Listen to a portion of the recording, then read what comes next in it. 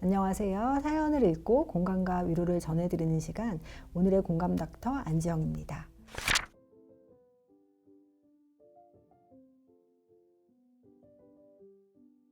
오늘은 아토피 피부염에 대해서 말씀을 드리겠습니다. 아토피 피부염은 심한 가려움증을 동반한 습진성 피부 질환입니다. 주로 머리나 목 등에 발생을 할 수 있고, 그 외에도 무릎, 팔꿈치 등에 접히는 피부에 가장 많이 발생을 하고, 한 해에 100만 명이 진료를 받는 대표적인 피부 질환으로서 증상에 따라서 다양한 치료 방법이 있고, 굉장히 좋은 새로운 치료제들이 개발이 되어서 여러분들의 아토피 피부염 치료가 아마 새로 고침 되었다고 생각이 듭니다. 오늘 공감 닥터에서는 이러한 아토피 피부염에 대한 여러분들이 궁금증을 풀어드리기 위해서 준비했습니다. 저희가 사전에 중증 아토피 연합회 카페를 통해서 환자분들의 질문을 받았는데요. 이 중 몇 가지를 뽑아서 설명해 드리겠습니다. 네, 첫 번째 질문은 아토피 피부염 꾸준히 치료하면 완치가 가능한 질환인가요? 아토피 피부염은 만성 염증성 피부 질환으로서 만성이라는 말이 붙으면 사실은 오래가는 질환이고, 저희가 잘 평소에 관리하고 조절해야 되는 질환이라는 의미가 들어 있습니다. 제가 이런 질문을 받으면 대표적으로 혈압이나 당뇨병을 많이 드는데요. 나이가 드신 분들이 혈압이나 당뇨병을 앓게 되면 당연히 내가 생활 태도도 잘 바꾸고 먹는 약 꾸준히 먹으면서 평생 이 질환을 가지고 가지만 잘 달래서 가는 질환이라고 다 이해를 하시는데, 짧게 생각하세요. 피부과는 한 번 오면 많이 좋아질 거다 생각을 하는데, 사실 아토피 피부염, 건성 피부염, 피부과 중에서도 대표적인 만성 질환이고요. 그렇기 때문에 완치의 개념보다는 조절하면서 가는 질환이라는 생각을 하셨으면 좋겠습니다. 아토피 피부염 치료 방법을 어떻게 결정해야 하며 환자 입장에서 참고할 만한 게 있을까요? 아토피 피부염의 치료 방법은 굉장히 최근에 비약적인 발전을 보이고 있습니다. 예전에는 경증 환자인 경우에는 주로 바르는 치료제, 그 외에 정도가 심해짐에 따라서 광선 치료나 먹는 치료제 등이 있었습니다. 최근에는 굉장히 새로운 먹는 약, 그 다음에 주사제, 새로운 치료제가 굉장히 많아지고, 어찌 보면 여러분의 치료 방법을 새로 고침할 수 있는 방법이 생겨났다고 생각이 듭니다. 그래서 만약에 본인이 굉장히 중증의 환자라고 판명이 되면 전문의 선생님과 충분한 논의를 통해서 결정을 할 수 있을 것 같고요. 새로 나온 약제를 선택함에 있어서도 여러 가지 고려사항이 있습니다. 예를 들면 나는 먹는 약이 편한가, 주사제가 편한가 기본으로 생각을 해볼 수도 있고, 그 외에 내가 보험 상황이 어떤가, 산정특례가 되는가 등도 고려할 수가 있고, 그 외에도 동반질환이라든지 부작용 등을 고려해서 전문가와 상의해서 결정할 수 있겠습니다.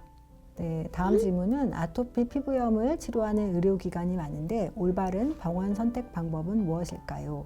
사실 아토피 피부염이라는 제목에서부터 아토피는 사실 아토피 결막염도 있고 비염도 있고 천식, 그 다음에 호흡기 질환, 굉장히 다양한 부분을 다 통합하는 단어입니다.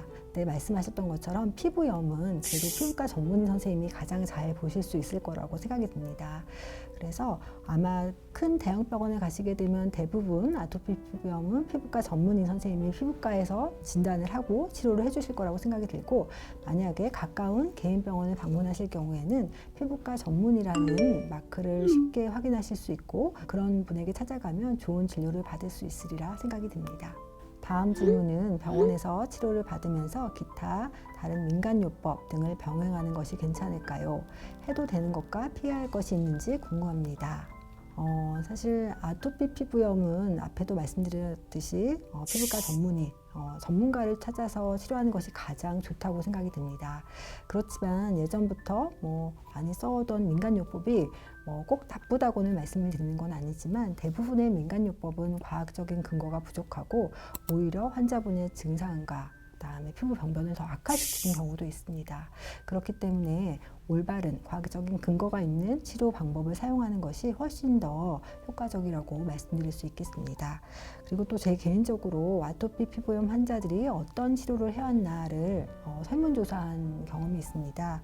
그때 보면 우리나라 환자들이 생각보다 민간요법, 또 기타 그냥 알려진 요법에 대해서 굉장히 많은 돈을 지불하고 치료했던 경험을 말씀을 하셨습니다.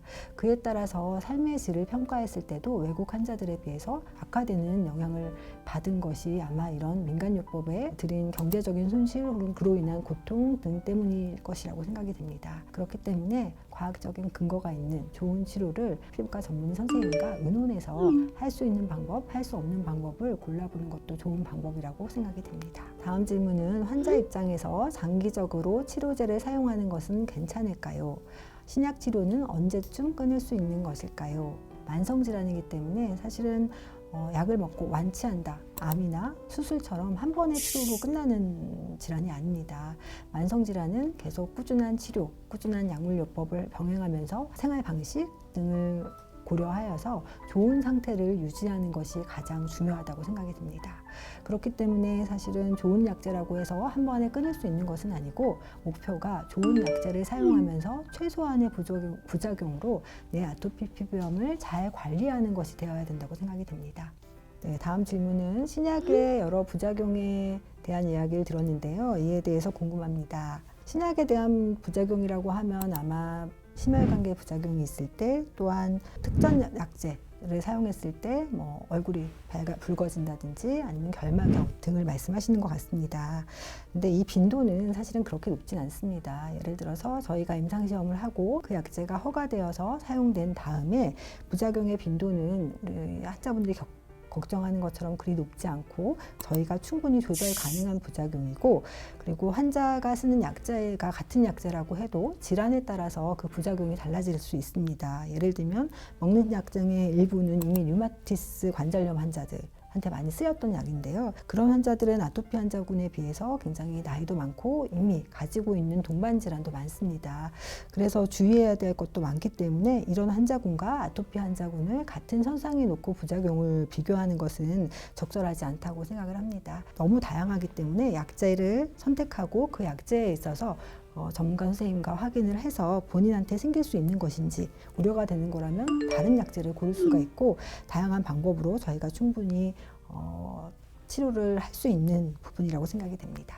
네, 다음 질문은 임신과 출산 시에 아토피 피부염을 어떻게 치료해야 할까요? 사실 임신과 출산은 굉장히 좋은 일이고 중요한 일이긴 한데 아토피 피부염을 가지고 있는 환자에게서는 두려움 중에 하나이기도 합니다.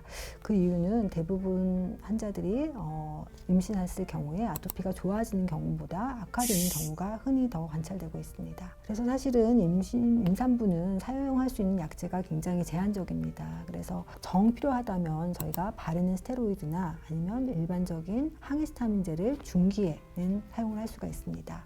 그렇지만 대부분의 경우에는 약물 치료보다는 보습제나 혹은 잘 알려진 생활 환경의 변화, 더운 환경을 피한다든지 땀 흘리는 걸 피한다든지 해서 악화되는 것을 막는 방법이 가장 좋은 방법이라고 생각이 듭니다. 그 외에 기타 새로 나온 신약들에 대해서는 아직적인 그런 대규모의 연구가 없기 때문에 임신 때에 어떻게 사용을 해야 한다는 것이 옳다라는 과학적인 근거는 없습니다. 네, 다음 질문은 증상을 억제하는 것이 아닌 근본적인 문제를 치료하고 재발을 방지하는 신약의 개발 가능성은 있나요? 중등증 이상 치료에 대한 변화가 많이 있다고 들었는데 경증에도 새로운 신약 개발이 되고 있는지 궁금합니다. 사실은 중등증 이상의 아토피 피부염 치료에 있어서는 굉장히 아까 얘기했던 세로 고침, 좋은 치료제가 많이 나왔습니다. 그런데 이런 좋은 치료제들이 경증에서는 아직 이렇게 먹거나 주사제 등을 허용하진 않습니다. 경증의 환자의 경우에는 저희가 쓸 수 있는 방법으로는 바르는 신약들이 개발이 되고 있습니다. 그런데 이런 중등도도 어찌 보면은 환자의 입장에서 생각하는 가려움증, 삶의 질을 포함하면 우리가 눈으로 봤을 때 경증이지만 충분히 더 중등증, 중증 이상의 고통을 받고 있는 환자들이 많기 때문에 이런 중증도에 대한 구분도 좀 고려를 해볼 필요도 있다고 생각이 됩니다.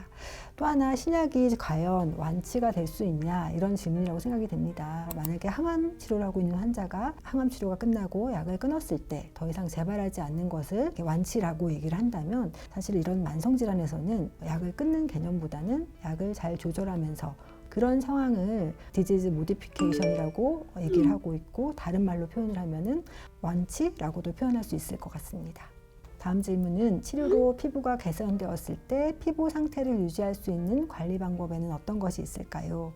환자가 굉장히 좋아졌을 때, 더 이상 먹는 약을 먹지 않고 좋아졌을 때 할 수 있는 방법은 제가 강조하는 거는 바르는 치료제입니다. 그런 바르는 치료와 함께 보습제를 같이 치료하고 본인한테 가장 많은 영향을 미치는 알레르기 원인 등을 피하는 방법이 좋은 방법이고, 그리고 또한 바르는 치료를 한다고 하면 이거를 매일 바르는 건 아니지만 일주일에 한두 번 정해놓고 발라서 더 이상 재발하는 것을 방지하는 것도 굉장히 좋은 방법입니다.